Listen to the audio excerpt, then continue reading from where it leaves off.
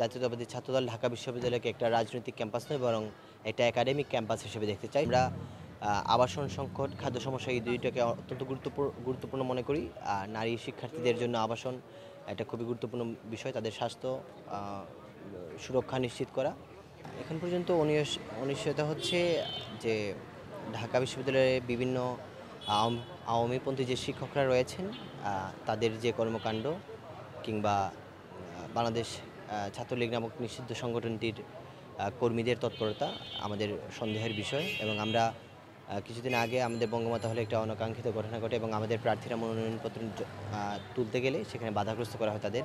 আমরা এই ধরনের কিছু অনাকাঙ্ক্ষিত ঘটনা ব্যতীত বাকি সবগুলো আমরা ইতিবাচকভাবেই দেখছি। ঢাকা বিশ্ববিদ্যালয় ক্যাম্পাসে এখন পর্যন্ত ডাকসু নির্বাচনের পরিস্থিতি বিরাজ করছে।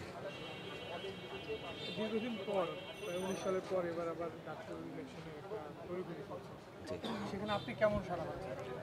ঢাকা বিশ্ববিদ্যালয়ের 5 আগস্ট পরবর্তীতেই শিক্ষার্থীরা ব্যাপকভাবেই ডাকসুর কথা বলতে শুরু করে এবং আসলে শিক্ষার্থীরা এর জন্য উন্মুখ হয়েছিল এবং তফসিল ঘোষণার পর থেকেই বিভিন্ন পর্যায়ের প্রার্থীদের মধ্যে এবং ভোটারদের মধ্যে ব্যাপক উদ্দীপনা ছিল। আমরা এখন পর্যন্ত শিক্ষার্থীদের মধ্যে সেই তৎপরতা দেখছি। তারাও আন্তরিকতার সাথে আমাদের গ্রহণ করছেন, প্রার্থীরা প্রচারণা করছেন, ভোটাররাও তাদের পছন্দের প্রার্থীকে বাছাই করছেন।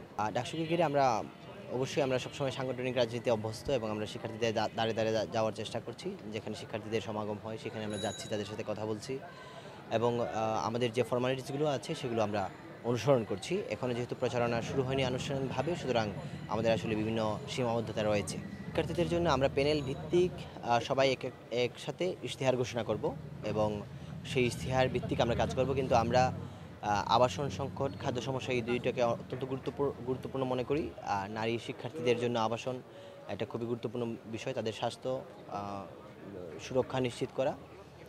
তার পাশাপাশি আমরা জাতীয়তাবাদী ছাত্রদল ঢাকা বিশ্ববিদ্যালয়কে একটা রাজনৈতিক ক্যাম্পাস নয়, বরং একটা একাডেমিক ক্যাম্পাস হিসেবে দেখতে চাই। সেই একাডেমিক ক্যাম্পাস বিনির্মাণের জায়গা থেকে আমরা ঢাকা বিশ্ববিদ্যালয়ের ভর্তি প্রক্রিয়া যে আছে তা সংশোধন করা বা পরিমার্জন করা, তার পাশাপাশি শিক্ষক নিয়োগ এবং শিক্ষা মূল্যায়ন, এই বিষয়গুলোকে আমরা অত্যন্ত গুরুত্বপূর্ণ মনে করছি। ঢাকা বিশ্ববিদ্যালয়ের নারী হলগুলোতে আরও কিছু সমস্যা বিদ্যমান রয়েছে, যেমন নারী শিক্ষার্থীরা ইচ্ছা করলেও যে হলে অ্যালটেড তার বাইরে অন্য কোনো হলে যেতে পারেন না। এটা তাদের একটা বড় বার্ডেন।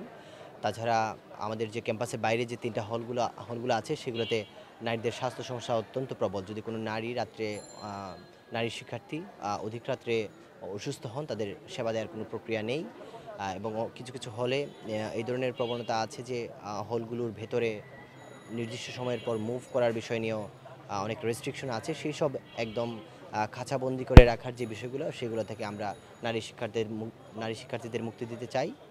আমরা চাই নারী শিক্ষার্থীদের যদি গভীর রাতেও তারা কোনো কারণে কোনো সমস্যায় পড়েন, স্বাস্থ্যগত সমস্যায়, তারা যাতে সরাসরি চিকিৎসকের সহায়তা পেতে পারেন এবং একজন নারী হিসেবে যে কোনো হলে, যেভাবে পুরুষ শিক্ষার্থীরা যে কোনো হলে যেতে পারে পুরুষের, তেমনিভাবে একজন নারী শিক্ষার্থী যেমন চাইলেই অন্য যে কোনো নারী হলে প্রবেশ করতে পারেন বৈধ শিক্ষার্থী হিসেবে।